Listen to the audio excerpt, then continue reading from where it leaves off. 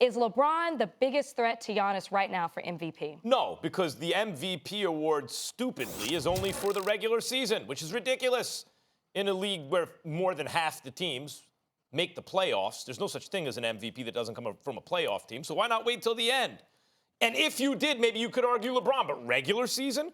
Are we sure that LeBron James is the best player on the Lakers? I think he is, Stephen A. But if someone forced me to take the Anthony Davis side of the case, I could argue that pretty effectively. You know, like he's playing with another great player who's having a season on par with his own.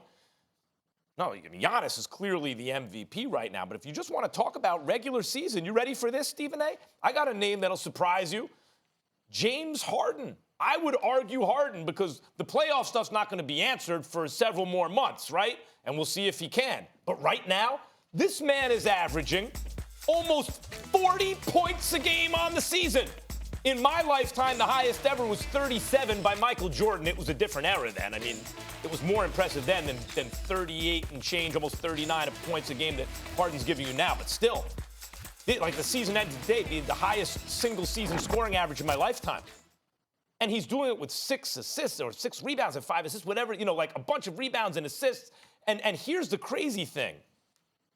His defense, if you look at Synergy Sports, when he's the primary defender, he's among the league leaders in terms of limiting the points per possession of the guy he's defending. Among the league leaders, not just the post defense. Defense, period.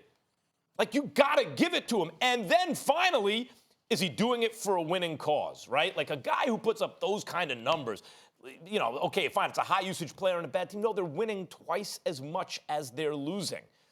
Just like last season, the MVP is Giannis, and his primary competition is James Harden.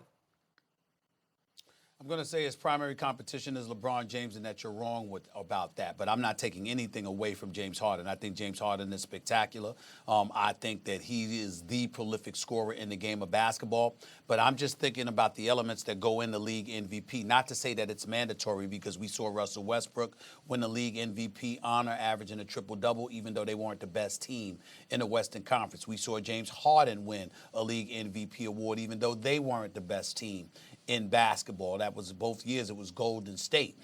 In this particular case, I think that LeBron James playing for the Lakers, being 24-4, them being a team that's coming out of the abyss. LeBron James, fresh off his worst season as a pro, primarily because he got injured, only played 55 games, et cetera, et cetera. Lakers didn't make the playoffs. Now you get Anthony Davis.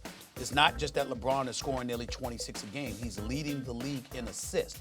Those assists counts for whether it's 2 points or 3 points, Max. He has a lot to do. When you look at his numbers, if you're at 25.9 points per game, right, and then you're averaging 10.6 a game, close to 11 assists per game, that's a minimum of an additional 22 points that you're responsible for.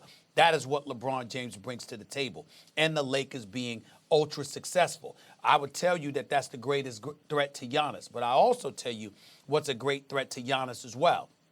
Giannis himself, because he's so electrifying, he's just a locomotive coming at you, and he's the reigning league MVP.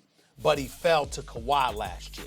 And so as a result, we're going to have a lot of people looking at him and looking at his greatness, and fair or not, saying, okay, we got all of that. You great during the regular season. What you going to give us come postseason? You're going to look at James Harden because of people like you, Max, and what you've said. Yeah, you're prolific, you're great, you're an unstoppable scorer in the regular season. What you going to give us during the postseason? Yep. And that's going to be cause to hold against him. Whereas with LeBron, because he's a 3-time champion, because he's carried numerous franchises on his back for years, because he was universally recognized as the greatest player in the world, who took a reprieve last year, but then came back. And we have Anthony Davis on this show just yesterday highlighting for us his conversation about LeBron, asking LeBron in this 17th season to focus more on the defensive end of the floor.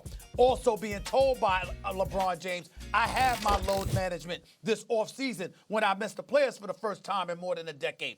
All of those things, I think, lend itself, along with being the face of the Laker brand. The Lakers, who you call, and we don't deny, is the greatest franchise in the history of basketball, even with Boston having one more title than them.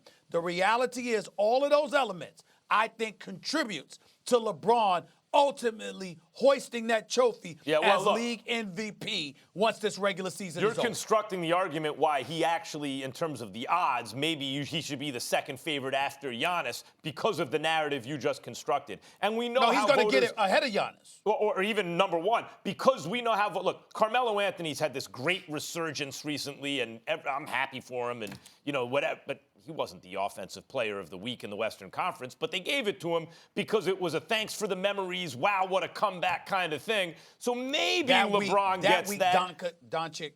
Yeah, I was about to say, Luka's hurt right now, but his team is also winning twice as much as they're losing, and Luka is this far away from a triple-double with 30 points on the season. This kid has lost his mind. He's 20 years old, a triple-double with 30 points. Average for a team that wins twice as much as they lose. It's insane. Now, but look at LeBron's own team. Anthony Davis, I agree with you in terms of conducting everything, the pressure, the whole thing. LeBron gets extra points in my book for that, no doubt.